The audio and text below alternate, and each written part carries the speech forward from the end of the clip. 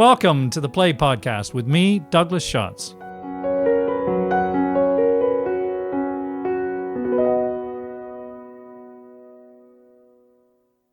Before the curtain rises on our episode today, please forgive my repeating my usual plug. I'd be grateful if you would consider becoming a patron of the podcast. For the price of a glass of Prosecco at the interval, you can help me to continue to make the podcast. Patrons also enjoy additional content, including the footnotes I publish about the plays we cover, as well as my personal reviews of current productions. My heartfelt thanks go to our newest patron, James Hayworth Dunn. Thank you, James, for your generous support. For more information about becoming a patron, please visit patreon.com/theplaypodcast. Thank you. And now, on with today's episode. Hello, and welcome to episode 58 of the Play Podcast, where we explore the greatest new and classic plays. I'm Douglas Schatz, founder and host of the Play Podcast. The curtain rises on the open-plan living area of a country home, with a staircase leading to a gallery above, off which doors lead to several more rooms.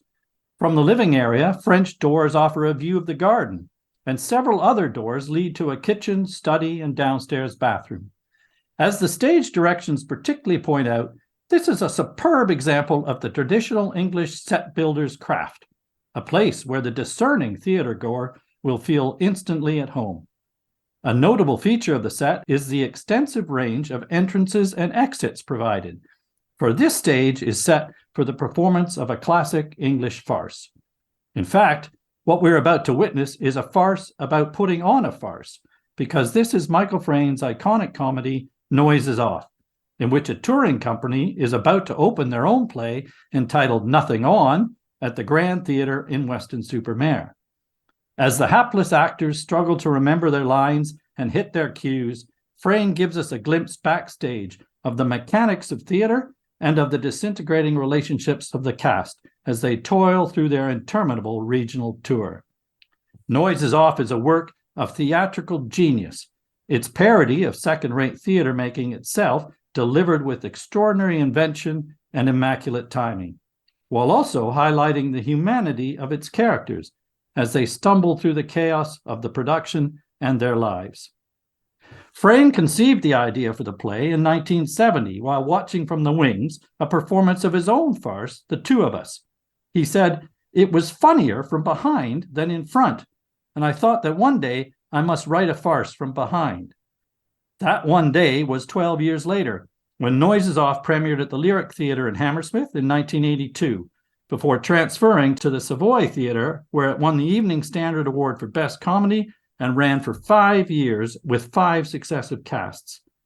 I was lucky enough to see that original production very shortly after my arrival in London from Canada, and it resides in my memory as one of the funniest times I have ever spent in a theatre. Perhaps because the cast included Paul Eddington of Yes Minister fame and Roger Lloyd Pack from Only Fools and Horses, but more because it was sublimely conceived and staged. The play was produced on Broadway in 1983, running for 553 performances, and the famed New York theater critic Frank Rich called it the funniest play written in his lifetime.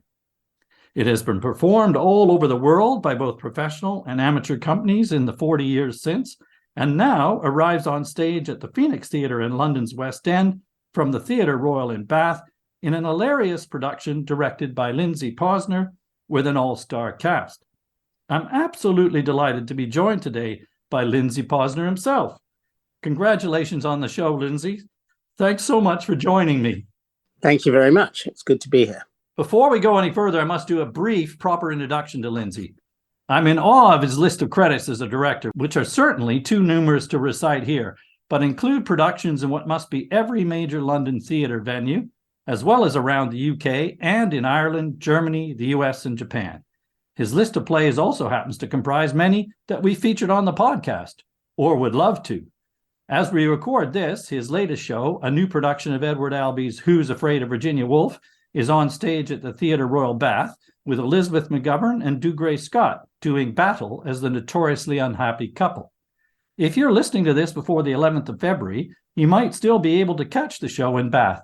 And of course, You're also welcome to listen to our own episode on Albie's play. Lindsay has to be the perfect person to unpick the genius of Noises Off for us, because he has, in fact, directed it at least twice. 10 years ago, he directed an acclaimed production at the Old Vic Theatre in London, which then also came into the West End and toured the country.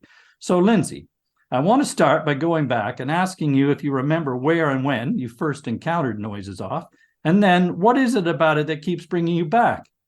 I first encountered it, I think it's 2011 when I did the production at the Old Vic. And I was sent the play by the Old Vic. I'd been doing a few productions for them, and they suggested it. I hadn't actually seen it. I only knew it by repute. And when I read it, I was immediately spellbound and wanted to do it because it was written with such a perfect structure, with the kind of precision that kind of reflects my particular passion in directing. I like to be very precise and direct every little moment when I'm working on a play, whatever that play is. And I felt it really suited my sensibility. So I immediately said yes, and we went from there, really. I got to know the play by spending a couple of days with Michael Frayn in his house, and we went through the play line by line. And it's always useful for a director like myself. I don't know if all directors do this, but I like to pretend I'm virtually a novice idiot and ask the most basic questions about every single line in terms of character and intention. And you get to understand the heart of the play that way, with a willing and living writer able to speak to you in that way. It's interesting that you say that you're characteristically precise, because, as we'll come to, this play requires unbelievable precision in directing. Yeah. I was going to ask you also, you did it in 2011 then, and you've come back to it now. And I wanted to ask what, if anything, has changed about the way you think about the play and approach it from when you did it last. Well, it's interesting. On the one hand, I thought there was a virtue in that I'd completely forgotten how I'd done it first time round, which in fact turned out not to be fully the case. While I worked on it, there were certain sense memories that get triggered, or muscle memories, or whatever you want to call them. And you remember the way you did little bits of business and whether they worked or not. So inevitably, they crept into this production if I felt they were good. But I did my best, really, to approach it as if, certainly with the actors, as if I'd never done it before, because there's nothing worse for an actor to feel that they're being slotted into something where the director has already worked out how to do a play and already worked out how it works. So actors really need to feel that they're discovering the play for themselves for the first time. But very much, the thing that I remembered most, which came back to me all too vividly, was the absolute challenge, exhausting challenge of directing the, if you like, dumb show in Act 2, where I remember Michael Frayn made a joke, which I thought was a joke, first time I did it, that the cast and director would feel suicidal by week 3 directing this play. And it turned out to be absolutely true. You would work for a whole day with sometimes quite elderly actors having to run up and down stairs 1,000 times to get the precise timing of some comic business. And you'd realize that you've spent a whole day on a page of the script, and that there were 27 more pages of that particular scene to go. And indeed, this time as well, we were all on our last legs doing it. But of course, once you've got it, it's the most liberating play in the world to play in front of an audience. Because if you've got it right, the hysteria in the audience is palpable and almost works like a kind of weird rock concert in the auditorium. And the actors always come off stage feeling very high on adrenaline and the rush of having performed in front of that sort of energy. That must be a total buzz. I can attest to the hysteria in the auditorium the other night. We'll come to that second act. I want to ask you a bit more detail about that, because that is an extraordinary challenge, as you say. Yeah. And an extraordinary piece of invention by Frayn. I understand that over the years, as the play was performed around the world, Michael kept rewriting parts of it. And I don't know when you first did it in 2011, whether that went on, and if so, what was he doing? It did go on. And also, what about now? Has he changed it again this time? No, this time, first of all, in 2011, what I felt never quite worked and involved some rewrites was the ending of the play. Just the last 4 or 5 pages, it never quite reached a satisfactory climax. And we did rewrite it about 3 times, I think. And we've got something now that I believe does work and is satisfying. But in some ways, it's often very, very difficult to finish off a great comedy. Yeah. But I think it's working now. The rewrites we did weren't so much rewrites as we have replaced 1 or 2 lines, which we felt dated is the wrong word, but I think things have moved so much politically and socially in the last 5 years that there were 1 or 2 lines which were in danger of alienating the audience in terms of political correctness. Mm-hmm. And I don't normally like to do that with plays, but you don't want to lose your audience or take them out of the story. So we did change it. Not many. I think it was 2 or 3 lines at most. I think it's extraordinary, actually. I read somewhere that comedy is one of the hardest things to preserve. Yes. Over time. Yes. And social change, because so much of it might be relevant to the time that you were living in. And that it is actually extraordinary that this play does endure in that sense. Although I have to play devil's advocate here for just a minute. Firstly, I know that the play within the play is meant to be awful and is a very dated form of comic theater, like a carry-on film, so to speak. Yeah. But just to play devil's advocate, one critic suggested that the play itself is now dated with, for example, the character, the middle-aged director who bullies the cast and is sleeping with the much younger actress and the stage manager. Do you think that kind of element has outlived its time, or how did you deal with that? Well, I think a couple of things, really. First of all, it ought to be said that there's a whole generation of young people who would not have ever come into contact with those sex farces and don't know what they are. It's debatable whether one loses comedy as a result of that, because certainly my own children who came to see it still found that funny because they understood what it was supposed to be, even though they weren't in touch with the actual works themselves. The sex farce is tongue-in-cheek. We realize that. Yeah, and I think most of the humour is where it stops and they come out of the farce and into their own characters, as written in the play. And it's that contrast when they're coming in and out of character of nothing on, which gets most of the humour, in fact. And it doesn't take much intelligence to see that the farce is terrible and silly, even if you're not aware of what those kind of things are. I think in terms of the middle-aged director having 2 young women who's exploiting in the cast, it's a tricky one. There were 1 or 2 young people who said to me, oh, God, I found that a bit off and it was a bit disgusting.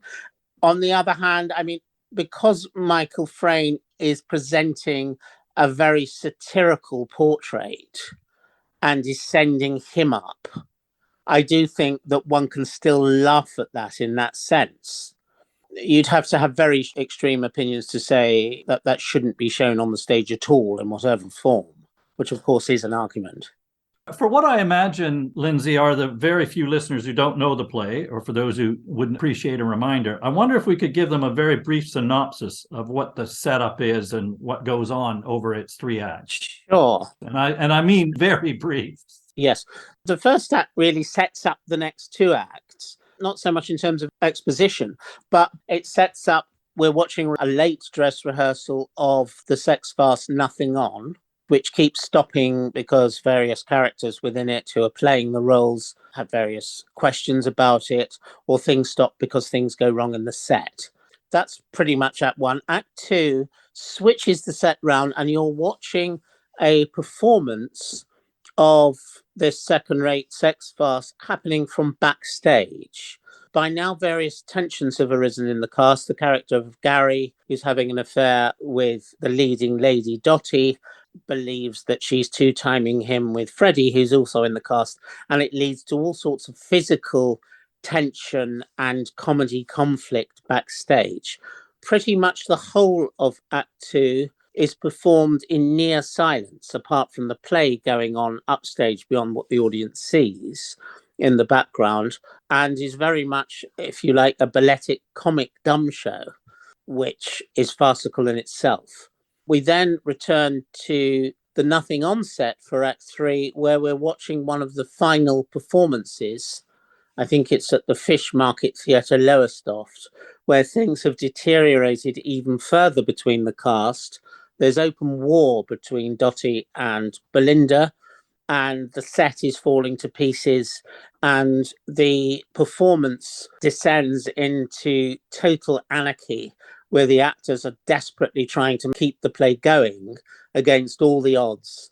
And you get the sense of a perfect structure that's actually deliberately becoming anarchic and leading to an anarchic climax, where the director comes on stage dressed as one of the characters, the burglar, and is appealed to as their social worker because nobody knows what to do or how to control the world they're performing in anymore.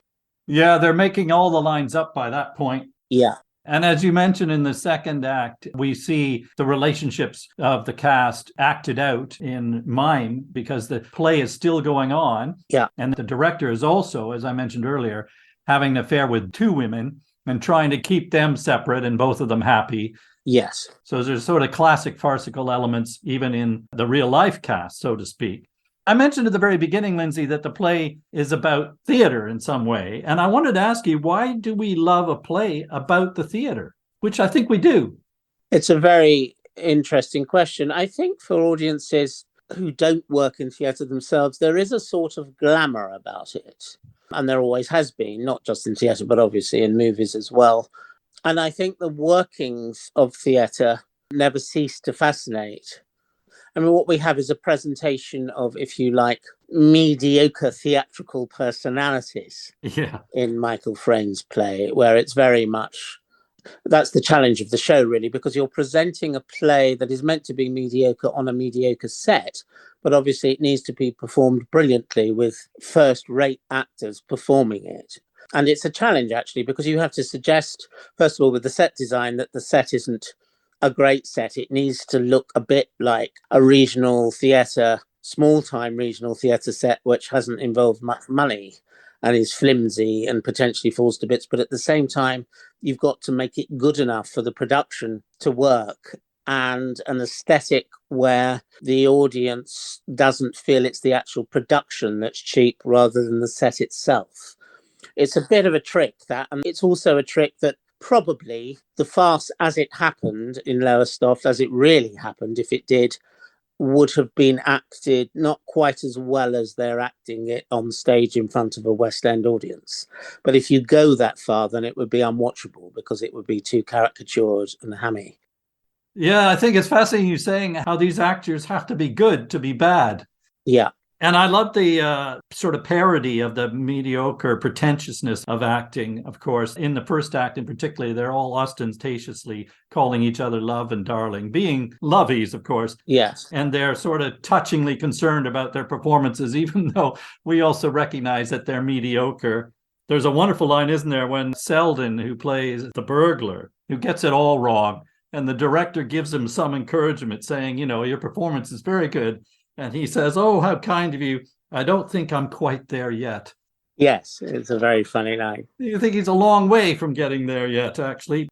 And yes, going back to the mechanics, we are fascinated by what goes on backstage and by, I suppose, as you say, the glamour, also the mystery of what it is to be an actor, how there's this transformation, this moment where they walk from being a real life person backstage onto the stage and somehow transform themselves. I think that's some of the magic that we fall for. Yes. We usually spend a lot of time in an episode delving into the psychological depths of each character of a play, but I'm not sure that this play is founded so much on the nuances of character. The director of the original production, Michael Blakemore, wrote that in comedy, the characters are collaborators in their own predicaments, whereas farce requires characters being totally at the mercy of external events. Comedy needs individuals. Farce can make do with types. So I wanted to ask you, do you think Noises Off is a comedy or a farce in these terms? Are the characters types or individuals? I think it's a very interesting play and quite an unusual play in that it's both. You have a comedy within a farce that then turns into a total farce in the last act. But the comedy involves real people. And I think, in one sense, the demand of this play to make it really work is that the audience has to believe in the truth of the characters and the complexity of the characters. Having said that, it's a play that requires an enormous amount of rehearsal, but it's the play I've worked least on in terms of character psychology. And normally I'll sit around a table with a group of actors looking at a play for at least a week, studying every line and every psychological nuance before we actually get up to rehearse. But this play demands that you physically begin to rehearse it. I think I started on the third day of the first week physically rehearsing the play. And that's not to lessen the substance of the play in any way whatsoever. It's just that its demands are different. Well, and I was thinking about it when you said at the very beginning, in terms of your time available, given the complexities of the blocking. I mean, I'm amazed you find enough time to do that. Yeah, it's interesting that you say that it's both, because in some ways, I think Frayn very cleverly sketches in these characters with one or two traits that recur, that identify them for us. You know, that Gary, for example, can't complete a sentence, or that Brooke is a bit dim and loses her contact lenses. Whatever they are, they all each have some defining characteristic, very simple terms, which might say, well, they're a type. But it was interesting that actually I read a review of this production who commented on how they felt that there was a greater degree of compassion and humanity in the characters than perhaps one might expect from a farce. So it suggests that they are not just ciphers, so to speak, for the farce. And that, in fact, ultimately, I think you could argue that they are individuals in the sense that there's their own desires and their weaknesses that get them into the mess they're in. It's not just external events, is it? These characters create their own mess. That's right. I mean, it's true that I did kind of seek to eke out any little moment of pathos or sympathy or real nastiness whenever one encountered it in the text or the subtext. I did do that. I didn't consciously make it different. I think that particular critic said it was different from the original production. That wasn't conscious on my part. But inevitably, as a director, you change with the times over a decade as much as the play does.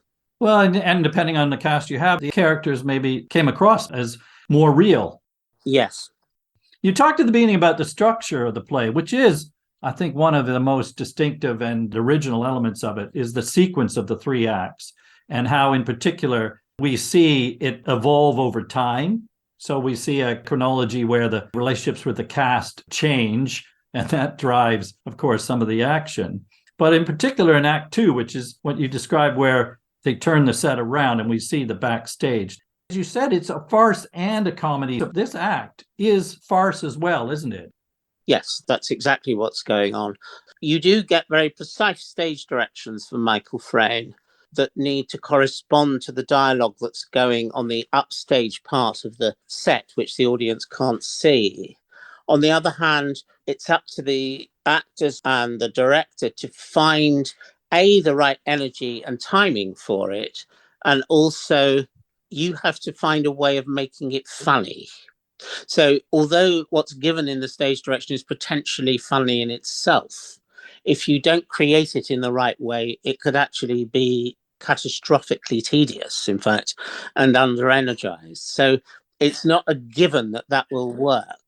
And there was some comedy business inevitably that we invented. So it was as if Michael Frayn gives you the kind of bass line in jazz, and you can start riffing on the bass line yourselves in a very precise way without coming off his bass line that he's given you. That's a lovely metaphor. I'm going to have to ask you for an example of something that you invented. Well, for example, there's a moment where Dottie and Gary are arguing in the silent dumb show, and that Selsdon is trying to grab the bottle of whiskey that Dottie's holding. We invented the timing of when that happened, and it happened 3 times. And on the third time, they turned round and mouthed abuse to him, which got a big laugh. That was totally invented, and it's not in the script. So the farcical elements, as you talked about, that whiskey bottle, I mean, it just gets passed around in order to keep it away from Selden, who's the alcoholic, and they fear he won't make his cue. Yeah. And there's this classic where Gary has asked the stage manager, Tim, to buy flowers for one of the women, and they obviously get passed in the wrong direction. So all those classic physical farcical elements. When I came to the text, firstly, I've never seen a text with this many stage directions. Yeah. But they're laid out in 2 columns where you have what's going on upstage in the performance of Nothing On and what goes on backstage. And it requires absolutely perfect synchronization. It does. And in terms of the timing of how the actors, actors all have bodies, and some people are better at running than others. We have an actress in the company with bad knees. So it determines the timing of the dialogue upstage. If someone can't run up the stairs as fast as someone else, we had to then alter the timing of the delivery of the dialogue so that it coincided with the comic business that the audience watches. And that was really difficult. The physicality of the piece is just extraordinary too. There's a wonderful gag where they tie Gary's shoelaces together. Yeah. And he falls onto the stage because his feet are tied together. And then he actually has to hop up a flight of stairs 2-footed with his feet tied together.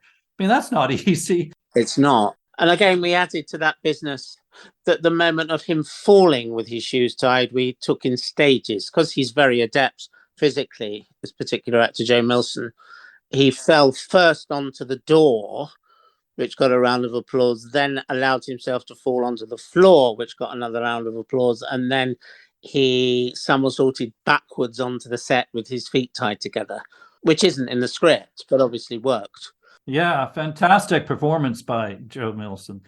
What is also clever, you mentioned about the timing of what's being said on stage, is that they don't actually repeat the entire Nothing On show that we saw in the first act, do they? No, it's an abridged version, and a consequence of which is that it's incredibly difficult for the actors to learn and remember which act they're in, because each act has slightly different dialogue.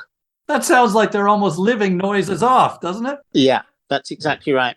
Something I really want to mention that I think is unique to this play in terms of comedy and its structure is that it is the only play I've ever worked on and indeed come across where the dialogue and indeed the dumb show produces rolling laughter that's simultaneous.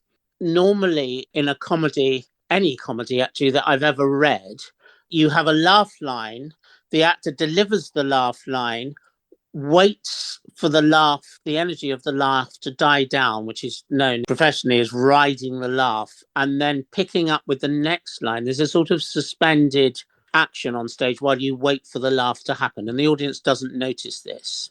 That is the way a comedy normally works. In Noises Off, you actually can't do that. It's extraordinary. You can do it to an extent in Act 1, but in Acts 2 and 3, because the laughter is continuous, you can't ride the laughter. You can do it occasionally. So it's an immense challenge, actually. It's fantastic that the laughing doesn't stop. But on the other hand, it means the actors sometimes find it very, very difficult to be heard because they're being drowned out with laughter and they can't stop the action because they can't wait for the laugh to finish. And there is no other play like that. You're absolutely right. It's amazing. And I suppose because, particularly in Act 2, there are so many things going on. Yes. There are so many sources of laughter. There's numbers of characters on the stage at the same time, but also 2 productions essentially going on at the same time. That's right. And you're following both of them and the multiple characters as they go up and down stairs, as they have exchanges with each other, so that you could be laughing at different things. Yes. And miss something else even. Yes. And we've had to mic backstage some of the laugh lines because the laughter was drowning it out. And you couldn't wait for the laughter to finish. So there are certain lines, for example, Belinda goes upstage with the line, "Darling, did I ever have a dress or rather a bunch of flowers like this?" Because she's taken the flowers on instead of the dress. Yeah. It's a big laugh line, but the audience couldn't hear it for the first 3 previews because of the amount of laughter that was already happening. So we had to mic it. And we had to do that a lot with a number of lines, actually. This is an amazingly good problem to have, isn't it? That your audience is laughing too much. Fascinating to hear your take on it. Going back to the point about the nothing on script being edited for the second act, I think that's so brilliant because we feel as if we've seen the first act repeated entire. We don't notice that it's only just extracts of that he has edited, so that you have a sense of the continuous action on the stage, upstage of that production, and the cast having to hit their cues. So we don't even notice that they're not actually doing the whole play. It's almost like a trompe l'oeil in effect or something. I don't know if that's the right metaphor. You mentioned earlier about the mime or the dumb show, and this is one of the most amazing features of the play, and particularly in the second act, of course, is that it consists of the characters backstage miming their interactions with each other in order to avoid, of course, the inadvertent noises off, disturbing the performance out front. As you said earlier, the stage directions sort of tell us what they are trying to convey between the characters. But as you've been describing, it is up to you and the cast to figure out how to deliver this. Yes. For example, it will say, Belinda gestures to Freddie that Dottie finds him attractive or has the hots for him. That's up to us how to tell that story. And crucially, what's very, very important with this mime show, indeed you do with the dialogue in any play, is you have to tell the story clearly, moment by moment, to the audience so that they understand what's going on. And that's an immense challenge with the mime show. It is, because you have no dialogue. So it's a huge challenge in the context of what we've just described as what's going on. There's so much going on to keep our attention on those characters who are having that exchange without dialogue while everything else is happening is extraordinarily difficult to keep our focus and for us to understand what they're conveying to each other, because what they are conveying to each other is essential to what's happening and why it's happening out front and what happens in the third act as well. Yeah. We need to be clear about those relationships, don't we? Yeah. So, for example, we would need to find a funny, gestural equivalent to a stage direction saying, Brooke demonstrates to Belinda that Selsdon is hiding in the women's lavatories with a bottle of whiskey. So that's what you're given as a stage direction. We have to find the gesture to express that. Gosh, no wonder it took you so much time. Yeah. It's very challenging. Yeah. It does produce some lovely visual moments. It's almost like silent cinema. Yes. Frank Rich, again, I mentioned earlier, the New York critic, called the play, and this act, I think in particular, one of the most sustained slapstick ballets. And I think you used that word ballet before, ingeniously synchronized. And then the third act, it's almost like the first two acts sets up the payoff of this final act, doesn't it? Because it's those relationships, you've seen what's supposed to happen in the performance of Nothing On, and then we see it going completely wrong. It's the original of the play that goes wrong, isn't it? It is. I mean, interestingly, Michael Frayn said to me that the test of a production of his play is if the first two acts have told the story clearly enough, you will then get your most laughter, that the energy won't drop in Act 3. Because the idea of topping the mime show in terms of laughter is daunting. He's right. He says if you tell the story properly, it will do that and the audience won't stop laughing, which luckily is what happened. That is what happened. You talked earlier about continuous laughter and not being able to ride it, because it is absolutely continuous. I was for that third act, and it's because you've built that for the payoff, I think. Not only do you watch the slapstick of what's going wrong on stage, the props that break, but you know where it's coming from with the characters and their relationships. Yes. And in one sense, the key to making Act 3 work is that for a director, you need to keep instilling in the actors that their super objective is to get through the performance in front of the lowest off audience as best they can and as truthfully as they can. So whatever goes wrong, they mustn't start mugging or playing the wrongness of it. They've got to try and make it work, whatever it is thrown at. There's something touching about that, isn't there? There is. That they're still desperate to try and make it work. And one of the things I love most about this act is the way they've lost any grip on the script and are forced to ad lib. And as they do, they sort of become more themselves than the characters they're supposed to be playing. The two worlds sort of merge somehow, don't they? They do.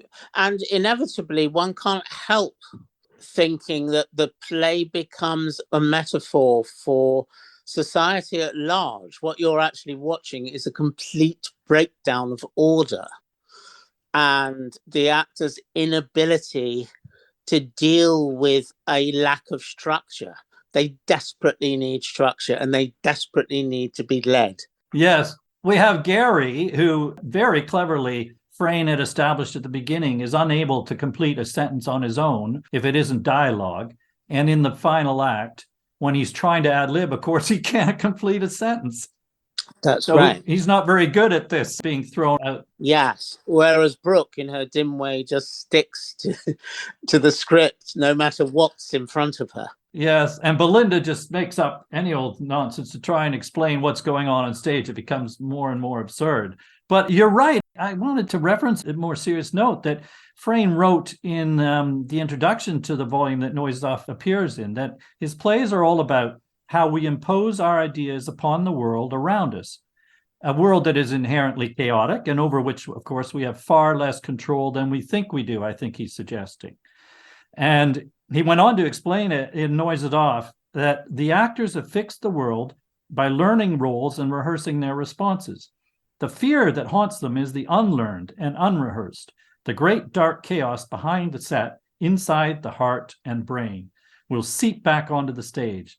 The prepared words will vanish. The planned responses will be inappropriate. Their performance will break down and they will be left in front of us naked and ashamed. As you say, that the chaos is not very far away. In other words, life is a farce. It is. I think he's also talking about a breakdown of order. I mean, Michael is very unusual in that he's a scientist and a philosopher, as well as a playwright. He's written books about philosophy, and I think he's written something on chaos theory, as well as being a fantastic playwright. And I think that scientific brain of his, in terms of what happens when structure breaks down, he's related and expressed through this particular piece of theatre. Yes, I did an episode with Michael on his play Copenhagen, and he explores in that a question of where our intentions come from. How do we decide what we do?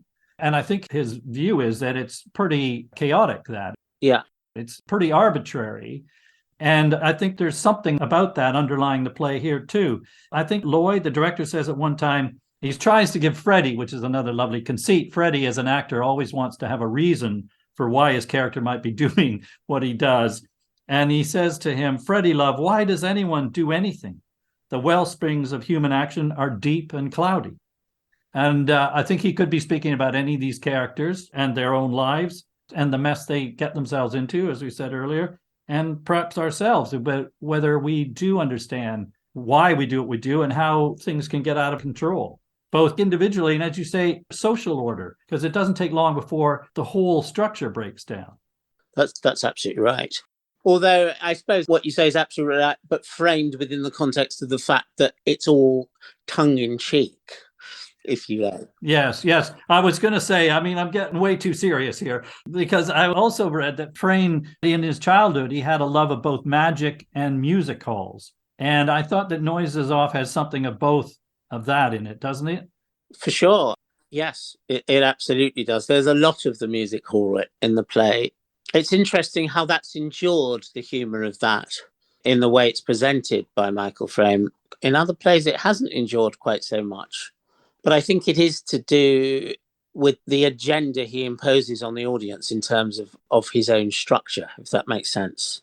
Yes. Well, he also said that when he was young and he went to the music halls or saw a magician, he really had a sense of wonder at the mechanics of this conjure. How was it done? The effect, rather than the actual words or content. Yes. And I think that's an interesting subject, too, because he talked about moments of epiphany in the theater as well, moments of what he called total intoxication. And that's what's going on, isn't it? When you talked about continuous laughter, is total intoxication. Yeah. And you can feel that in the audience. I really have never felt that kind of response in an audience in any show I've ever been to or directed, actually. It is extraordinary. Well, tell me because people have a certain snobbery about comedy in the theater. Why do you think that is? I think it's a kind of literary bourgeois attitude that somehow laughter is lowbrow, that your greatest experience in theatre has to be watching a King Lear, where you have a tragic catharsis watching it that's profound in terms of content and form. And it is ridiculous and it is snobbish because in some ways a play that can provoke the kind of laughter that Noises Off does could rightly be called profound in its own way. It is the most basic human need and response is to laugh. And a play that can successfully do that is no mean achievement, really. Yes, laughter is a catharsis too, isn't it? Yeah. And also, the demands of a comic play, we talk about snobbery, in some ways, it's just as hard, if not harder, to direct a comedy seriously than it is to direct a serious or tragic play. Yeah. Well, I would have thought it's almost harder to guarantee that something's going to be funny. It is. And there's a truth. People talk about actors either having or not having funny bones. And that's true. Not every actor can perform comedy.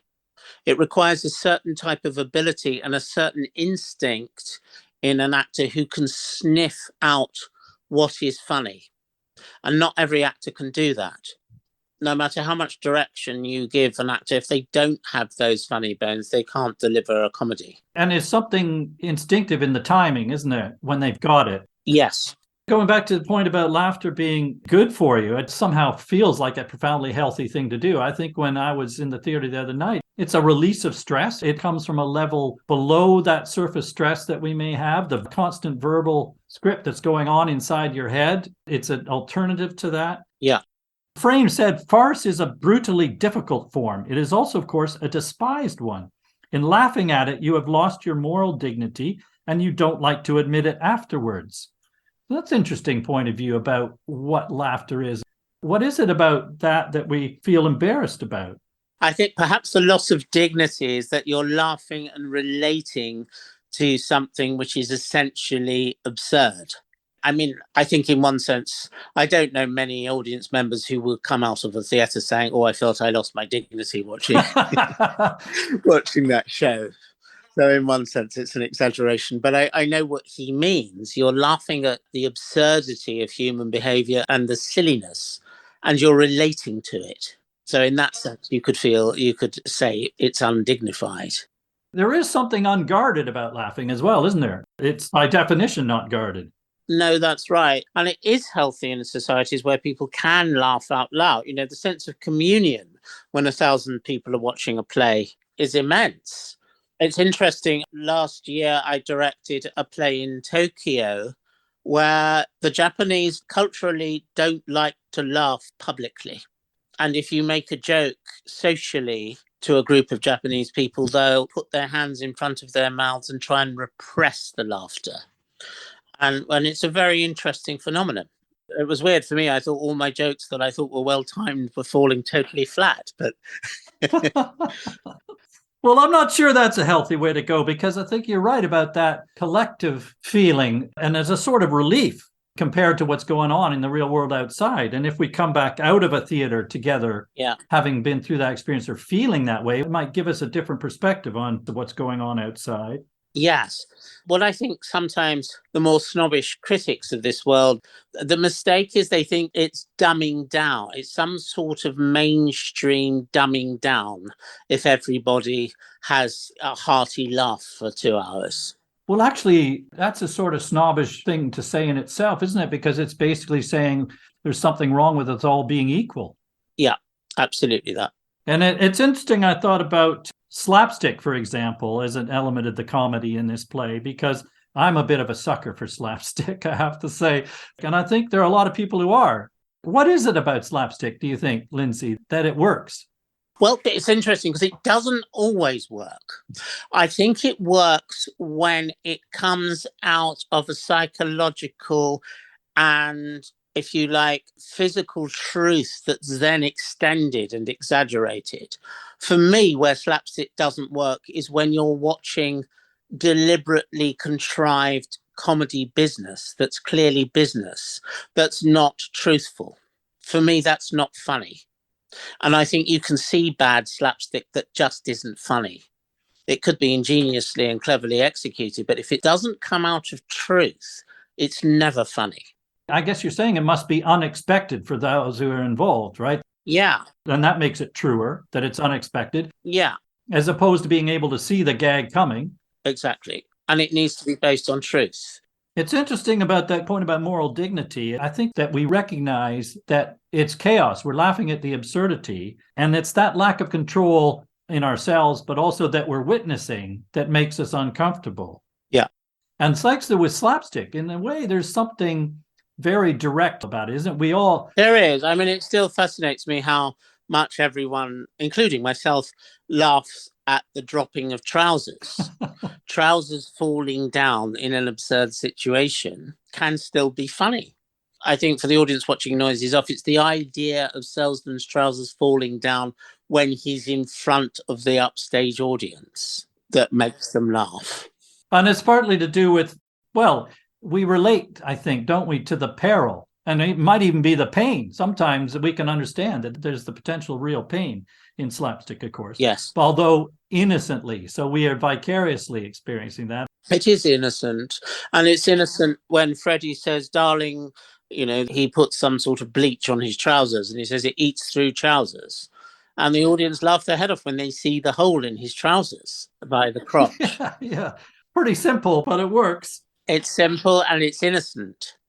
It's interesting because different things do work for different people. Actually, I read a piece just this week, Lynn Gardner in the Stage magazine. She wrote about the challenge for critics in reviewing comedy because she suggested that what people find funny is essentially a personal thing. Some people will find some things funny and others won't. So she said she can admire the construction of a comedy without finding it funny herself. But I think in the end, the best judge is how the rest of the audience respond. As we've been saying all the way through, the entire audience in the auditorium for your production in this play, there's no doubt that this is a hit, that this works. Yeah. I mean, the demands of being a professional critic are such that it's difficult in the sense that you have to approach a theatre experience when you're sitting in the auditorium with an air of detachment. Otherwise, you couldn't be a critic. So you can't really participate. If you're participating in the audience experience, it would be in spite of yourself and in spite of your job. Because what you're there for is to watch it in a detached and critical way. That's what you're paid for. That's an interesting point. I find myself actually torn like that when I'm trying to scribble notes in the dark, which I do when I'm watching a show. It's a bit like taking photographs. You're not experiencing the thing you're taking a photograph of if you're hiding behind the camera, so to speak. Yeah. I mean, as a director, my job is I will, if you like, create the show with the actors in an impassioned way. But my job is to watch everything that's happening with as clinical, cold and objective eye as possible. So I'll know what will work in front of an audience, but it won't be working for me because I'll be clinically judging it all the time. Well, that's interesting. And that's what you do throughout rehearsals. Are there not moments when actors do things that make you laugh? Sometimes, but even then I've got to objectively judge the extent of that, how that will work, whether it needs toning down, whether it's at the right level. That's what I'll be determining at every moment of rehearsal. So you're the critic, never off the job then? In one sense, yeah. Not so much critic as shaper. I'll be shaping the temperature and form of the production. Well, you've done an absolutely wonderful job. It's a fantastic show.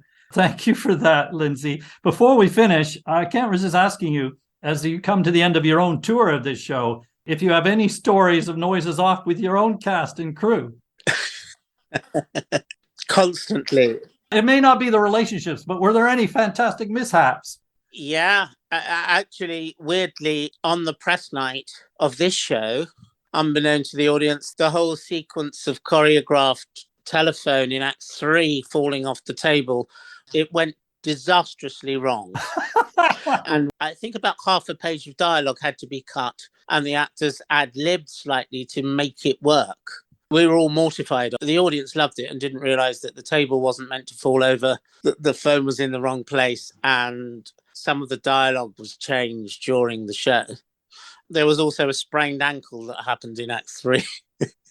rather weirdly backstage, which I won't go into. But yes, Noises Off is still alive and kicking. That is beautiful. So there was ad lib going on within the ad lib. I hadn't even realized. And I was there that night, and there's all sorts of hijinks with the phone. And no, I had no idea. So congratulations to the cast for that as well. Thank you. Thank you so much, Lindsay. This has been really entertaining. Before I let you go, there's a feature of our podcast where I like to ask my guests to recommend another play that we might cover in a future episode, or that's just a personal favorite, one that you've already directed or one that you'd love to direct someday. I wonder if there's a personal favorite you could recommend to our listeners. Well, I mean, I do love some of the great American plays. I'd recommend Streetcar Named Desire. I don't know if it's going to be revived in the near future, but a play I've directed that I absolutely love is a play by Florian Zeller, a comedy called The Truth. If ever that's revived, I would absolutely recommend go and see it. It's fantastically structured. It's a bit of a farce, isn't it? Kind of, yeah. Well, we'll put that on the list. Thank you very much. Thank you so much for joining me, Lindsay. Thank you, Douglas. As the curtain fails to fall properly on the disastrous final performance of Nothing On, how do we review the hijinks of this hapless cast and crew? Is the story of their fateful tour just a ridiculous confection, mildly or perhaps even intoxicatingly amusing, but as lasting or nutritious as candy floss dissolving in the mouth? Or we might instinctively recognize the chaos of these scenes as a reflection of the potential fragility of order in our own lives, a recognition that sparks cathartic laughter. Because, of course, we really only laugh at what we think is true. Before we close, if you're listening to this before the 11th of March, 2023, you still have a chance to see Lindsay's intoxicatingly funny production of Noises Off, which is on stage at the Phoenix Theatre in London's West End until then. What could possibly go wrong? Thanks for listening. See you next time.